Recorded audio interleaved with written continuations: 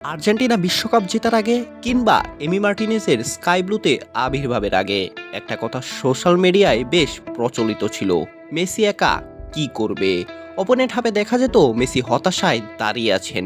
সেই ছবি পোস্ট করেই সামাজিক যোগাযোগ মাধ্যমগুলোতে শয়লাভ হ্যাশট্যাগে 10 জন মূর্তি নিয়ে মেসি একা আর বা কি বা করতে পারেন। আপাতত হামজা চৌধুরী হয়তো এটাই বলতে পারেন, একজন ডিফেন্সিভ মিডফিল্ডার হিসেবে তিনি একা আর বা কি বা করতে পারেন। একজন ডিফেন্সিভ মিডফিল্ডারের কাজ গেমের টেম্পো কন্ট্রোল করা, ট্যাকেল কিংবা ইন্টারসেপশন করে বল আটকে দেওয়া, সেই সাথে দ্রুত ট্রানজিশনে বলের সাপ্লাইটা দেওয়া। হামজা তার কাজটা যথাযথই করেছেন, কিন্তু বাকিদেরও তো তাদের নিজেদের কাজটা করতে হবে।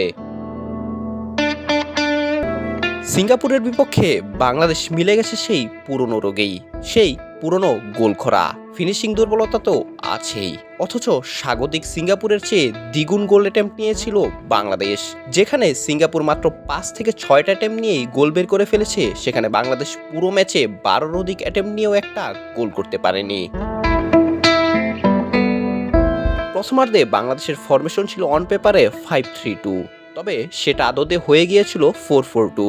ফাহামুদুলকে ব্যবহার করা হয়েছিল উইংব্যাক হিসেবেই। তবে ফার্স্ট হাফে বাংলাদেশের অ্যাটাক ছিল একেবারেই নন এক্সিস্টেন্ট, কোনোভাবেই সেটা ক্লিক করেনি।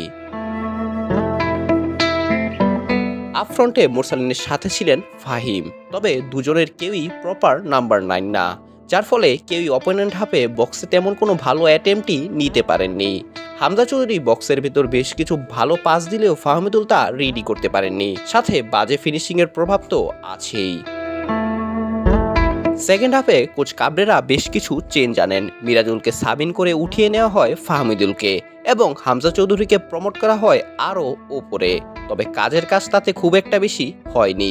সেট পিসগুলোতে হামজা চৌধুরী তার উচ্চতা কাজে লাগিয়ে বেশ কয়েকটা এরিয়াল ডুয়েলেও জিতেছিলেন, কিন্তু বক্স থেকে সেই ফাইনাল টাচটা আর আসেইনি। অন্যদিকে হামজার একটা পাস থেকে সহজ সুযোগ মিস করেন মিরাজুল। রাইট সাইড থেকে ব্রিলিয়ান্ট এক ডিপ ক্রস করেন হামজা, কিন্তু মিরাজুল এখানে ছিল আনলাকি। তিনি শট নিলেও সেটা ফিরে আসে পোস্টে লেগে। এরপর আর বলার মতো তেমন সুযোগ আসেনি বাংলাদেশের ডেরায়। ফলে পরাজয় নিয়ে বাংলাদেশের কোচিং অধ্যায় শেষ হলো হ্যাভিয়ের ক্যাবরেরার। সাথে আবারও ফুটে উঠল বাংলাদেশের ফিনিশিং দুর্বলতা এবং টিম হিসেবে এক হয়ে খেলতে না পারার ব্যর্থতা। হামজা চৌধুরীর ইন্ডিভিজুয়াল ব্রিলিয়েন্সি দিয়ে হয়তো মাঝে মাঝে বাংলাদেশ দল জিতে যাবে, তবে দল হিসেবে বাংলাদেশ শক্ত অবস্থানে যেতে হলে টিম গেম খেলেই বাংলাদেশকে আসতে হবে। আর প্রশ্ন তো থেকেই যায়, নতুন কোচ সেটা নিয়ে কতটুকু কাজ করতে পারবেন।